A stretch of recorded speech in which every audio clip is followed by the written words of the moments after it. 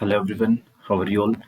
I hope well and good. As you know, myself is Anil Kumar and I am here at this platform for the subject zoology.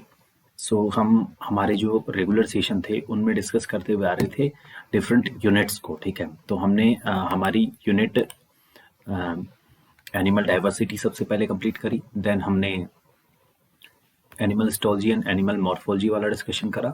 इसके बाद हम आज discuss करने वाले हैं biomolecules. इसका general introduction हमने देख लिया था कि बायोमोलिक्यूल्स बेसिकली होते क्या हैं, और इनऑर्गेनिक और ऑर्गेनिक कंपोनेंट दोनों इंक्लूडेड रहते हैं बेसिकली। लेकिन हम मेन अगर बात करूं मैं इन केस ऑफ बायोमोलिक्यूल्स, तो हम केवल और केवल ऑर्गेनिक सब्सटेंसेस को या ऑर्गेनिक कंपाउंड्स को ही बायोमोलिक्यूल के अंडर इंक्लूड करते हैं, ठीक है। ये हमने देखा था, ठीक है। तो बायोमोलिक्यूल्स का मतलब सिंपल सा अगर मैं बात करूं तो क्या हो सकता है, तो बायोमोलिक्यूल का मतलब होगा हमारा सीधा सा ऑर्गेनिक कंपाउंड्स, ठीक है।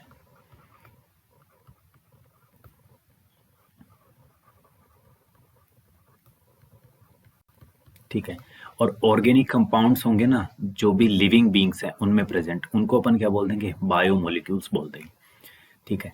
सो जनरल इंट्रोडक्शन में हमने केमिकल एनालिसिस के मेथड को देखा था, जिसमें हमने क्या करा था, हमने किसी भी लिविंग टिश्यू को लिया था, उसे ट्राइक्लोरो एसिटिक एसिड के साथ हमने क्या करा था, प्रोसेस करा था। उस प्रोसेसिंग के बाद हमें एक स्टफ मिला था जिसे हमने सलरी बोल दिया था, एक डेंस सॉल्यूशन था।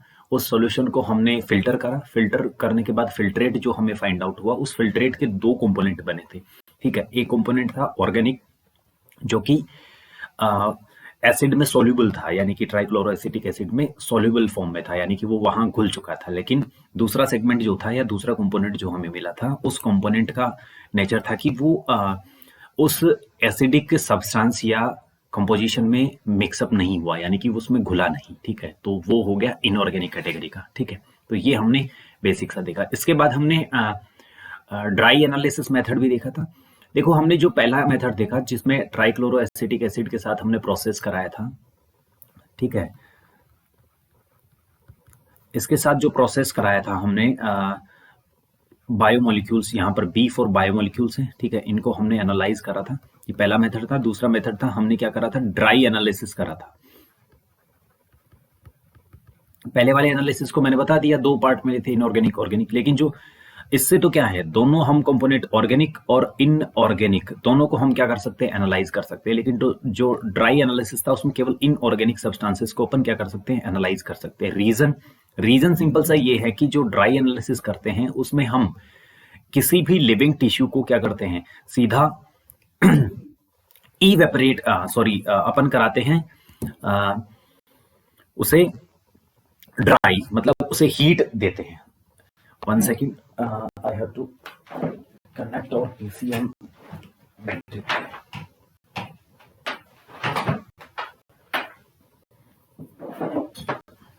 ठीक है। और ये एनालिसिस जो होता है बेसिकली, ड्राई एनालिसिस जो होता है, ये एनालिसिस केवल इनऑर्गेनिक सब्सटेंसेस को पता करने में हमारी हेल्प करता है, ठीक है। अब हम उसी जो हमने कल डिस्कस करा था उसी को हम एनसीईआरटी बेस्ड रिवाइज करेंगे, बिकॉज हमने केवल कैसे एनालाइज करते हैं इस मेथड को हमने हमारे खुद के एक हैंड रिटन मैनर में देखा था। तो एनसीईआरटी की सीक्वेंस या एनसीईआरटी की गिवन थियोरेटिकल पोर्शन को भी एक बार देख लेते हैं। So there is a wide diversity, हमने देखा था कि बहुत सारे लिविंग ऑर्गेनिज्म प्रेजेंट है, ठीक है। लेकिन एक चीज कॉमन होती है उन सारे लिविंग ऑर्गेनिज्म का, जो ऑर्गेनिक कंपाउंड्स या फिर बोल सकते हैं उनका जो केमिकल कंपोजिशन होता है ना, जो भी डाइवर्सिटी है, इस डाइवर्सिटी का जो केमिकल कंपोजिशन होता है, केमिकल कंपोजिशन जो होता है वो सेम होता है सब में। अब बताओ इसका रीजन क्या है। इसका रीजन ये है कि जो भी ऑर्गेनिक और इनऑर्गेनिक सब्सटेंस लिविंग बॉडी को फॉर्म करते हैं वो सब में कॉमन होते हैं। इवन नॉन लिविंग और लिविंग दोनों में कॉमन रहते हैं। जैसे कि हमने अर्थ क्रस्ट को एनालाइज करा था, वहां पर हमें मिला था कि कार्बन, हाइड्रोजन और ऑक्सीजन कंपोनेंट मिलते हैं और दूसरे रेस्पेक्टिव कंटेंट भी वहां पर फाइंड आउट होते हैं। ऐसा ही लिविंग टिश्यू में भी होता है जैसा कि नॉन लिविंग में होता है, ठीक है। इसका एनालिसिस परफॉर्म करने के लिए ही तो हमने केमिकल एनालिसिस मेथड्स को देखा था, ठीक है।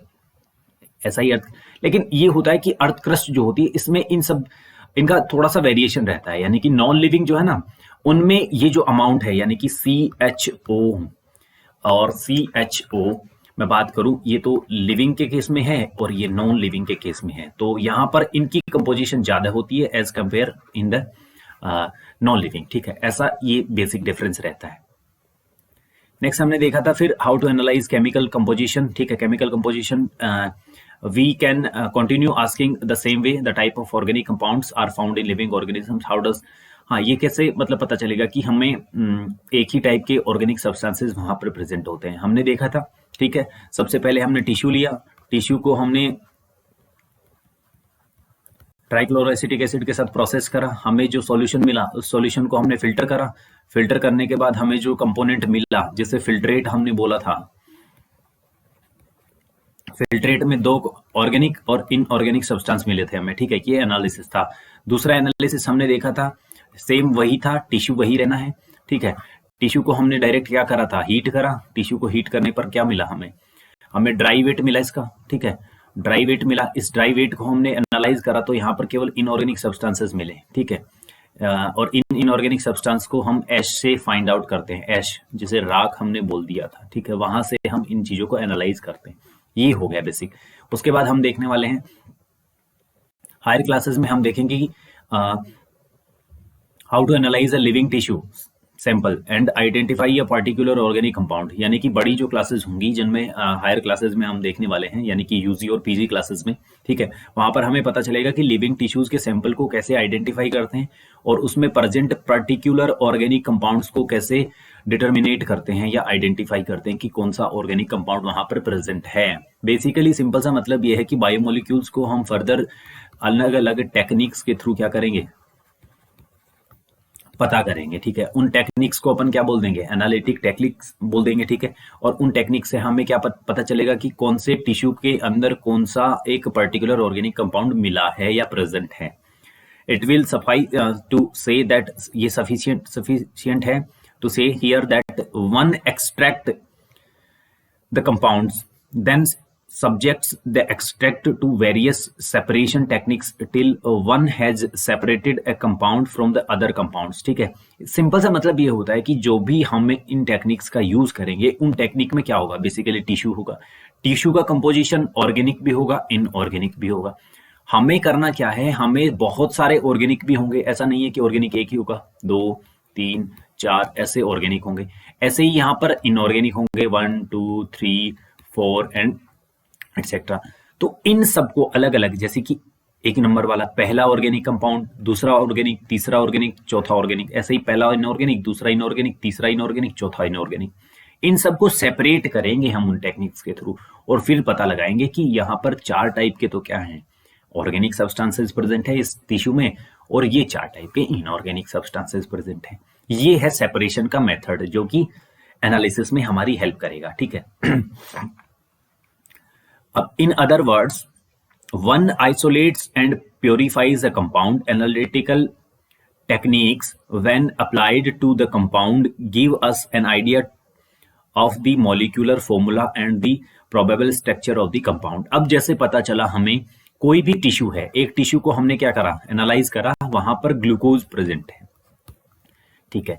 अब ग्लूकोज प्रेजेंट है तो इसको अपन साइंटिफिकली क्या बोल देंगे कि ये जो टिश्यू है इसका केमिकल कंपोजिशन क्या है, C6H12O6 है, यानी कि हमने ग्लूकोज का केमिकल फॉर्मूला या फिर मॉलिक्यूलर फॉर्मूला हमने दे दिया।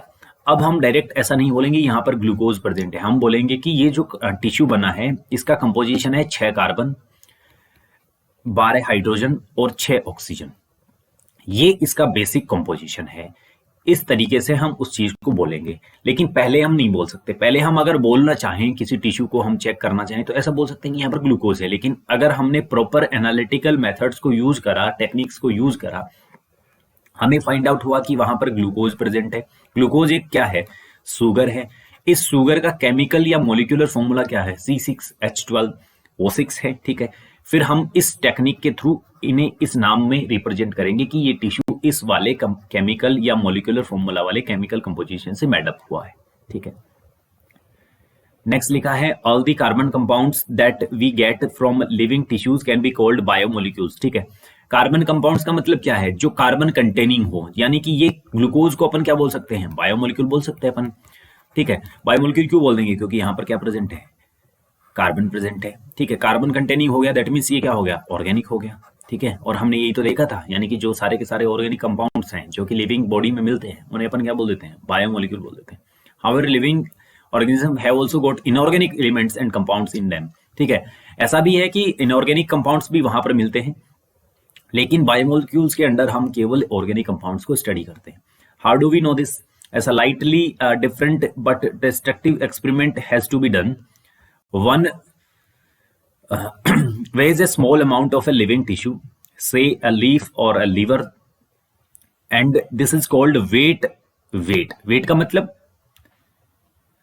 WET, weight वाला। ठीक है, मतलब गीला जिसे बोल सकते हैं अपन। गीले का मतलब क्या है, गीले का मतलब क्या होता है, कोई भी सब्सटेंस है उसमें क्या मिक्सअप है, उसमें H2O यानी कि पानी ऐड हो रखा है। ठीक है, तो इसे गीला बोलते हैं।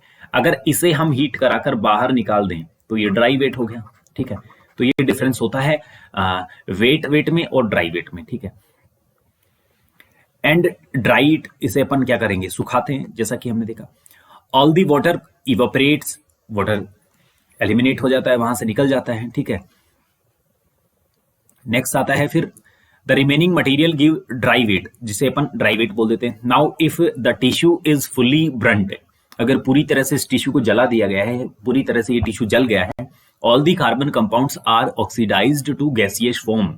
ठीक है, कार्बन डाइऑक्साइड और वाटर वेपर के फॉर्म में सारे के सारे carbon compounds, carbon containing compounds मतलब क्या है, ऑर्गेनिक कंपाउंड्स क्या हो जाते हैं, बाहर निकल जाते हैं। ठीक है, what is remaining is called, अब बचा ऐश, और ऐश को हमने कल देखा था कि ऐश में कौन से कंपाउंड्स होते हैं, केवल इनऑर्गेनिक कंपाउंड्स ऐश में प्रेजेंट होते हैं। ठीक है, अब लिखा है this ash contains inorganic elements like calcium, magnesium etcetera. Inorganic compounds like sulphate, phosphate etcetera are also seen in the acid soluble fraction. हमने कल क्या देखा था, देखो हमने सल्फेट का एग्जांपल केवल देखा था हमने। ठीक है, सल्फेट हमने देखा था कि एसिड सोल्यूबल पार्ट जो है हमारा, ठीक है, एसिड सोल्यूबल पूल जो है वहां पर भी मिला था। सिंपल सा मतलब ये है कि ये वाला सेगमेंट जो है वो ऑर्गेनिक स्टफ में भी मिला था हमें। ठीक है, लेकिन ये इंक्लूड रहता है बेसिकली देखा जाए तो इनऑर्गेनिक में, लेकिन कुछ अमाउंट जो है ऑर्गेनिक पार्ट में भी हमें देखने को मिलती है। Therefore elemental analysis gives elemental composition of living tissues in the form of hydrogen, oxygen, chlorine, carbon, etc. While analysis for compounds gives an idea of the kind of organic and inorganic constituents. ठीक है, यानी कि simple सा मतलब ये है कि ये जो आइडिया हैं, यानी कि ये जो एनालिटिक मेथड्स हैं, ये क्या करते हैं, ये हमें बताते हैं कि कोई भी पूल है, कोई भी पूल का मतलब होता है कोई भी कंपोजिशन है। ठीक है, उसमें क्या है, ऑर्गेनिक सब्सटेंस भी हैं और इनऑर्गेनिक सब्सटेंसेस भी हैं। ठीक है, अब इन दोनों का आइडिया देते हैं। अब देखो इसको अपन स्टैंडर्ड लेवल पे या स्टैंडर्ड मैनर में हमें इसे स्टडी करते हैं तो हमें पता चलता है कि जो कुछ एक इनऑर्गेनिक कंपाउंड्स हैं जैसे कि सल्फेट हैं, ये हमारे एसिडिक सॉल्युबल या फिर ऑर्गेनिक वाले पार्ट में भी देखने को मिलता है। ये एक आइडिया हमें देता है। ठीक है, फिर है and the inorganic constitute present in the living tissue. From a chemistry point of view one can identify functional group like aldehydes, ketones, aromatic compounds etcetera, but from a biological point of view we shall classify them into amino acids, nucleotide base, fatty acids etcetera. देखो simple सा मतलब है, अगर chemistry के form में देखें biomolecules को, हम देखो बायोमोलिक्यूल्स को हम दो रेफरेंस में पढ़ेंगे, केमिस्ट्री और बायोलॉजी के रेफरेंस में। अगर केमिस्ट्री के रेफरेंस में पढ़ेंगे तो हमें क्या होगा, बहुत सारे फंक्शनल ग्रुप्स मिलेंगे। ठीक है, जिनको हमें रीड करना नहीं है, फंक्शनल ग्रुप को केवल बेसिक सा रीड करना है। ठीक है, लेकिन बायोलॉजिकल पॉइंट ऑफ व्यू से हमें क्या करना है, उनको फैटी एसिड में, ठीक है, अमाइनो एसिड में, इन सब में हमें रीड करना है, इन सब की फॉर्म में। ठीक है, so we will start in the next session with the amino acid part, ठीक है। यहां से हम शुरू करेंगे, ठीक है। ऑर्गेनिक कंपाउंड्स को ही देखना है हमें फर्दर। देखो लिखा भी है amino acids are organic compounds containing an amino group and an acidic group as substituents on the same carbon, ठीक है। तो ये चीजें हम देखने वाले हैं हमारे नेक्स्ट सेशन में। इससे पहले एक टेबल जो थी 9.1 हमने डिस्कस कर ली थी, ठीक है। यानी कि हमने नॉन लिविंग और लिविंग में जो परसेंटेज वेट था किसी भी कंपाउंड का वो देखा था। लेकिन इसके बाद हमें देखना है 9.2 टेबल गिवन है, a list of representative inorganic constituents of living tissue, यानी कि जो भी इनऑर्गेनिक कंपाउंड्स हमारे लिविंग टिश्यूज में प्रेजेंट होते हैं उनको देखना है।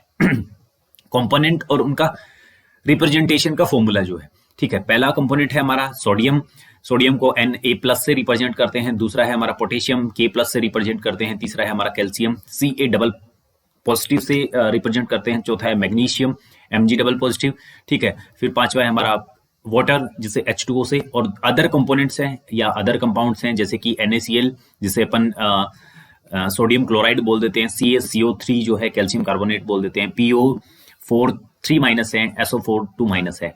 ये सारे के सारे हमारे इनऑर्गेनिक स्टफ जो हैं लिविंग टिश्यूज में मिलने वाले हैं, ठीक है। So in the next session we will start with the section amino acids, ठीक है। और इसके साथ साथ ही अमाइनो एसिड्स को डिस्कस करने के साथ साथ हम क्या करेंगे और भी हमारे कुछ एक पॉइंट्स हैं जिनको हम फर्दर डिस्कस करते हुए चलेंगे, ठीक है। तो बेसिकली ऑर्गेनिक सब्सटेंसेस को अपन क्या करेंगे,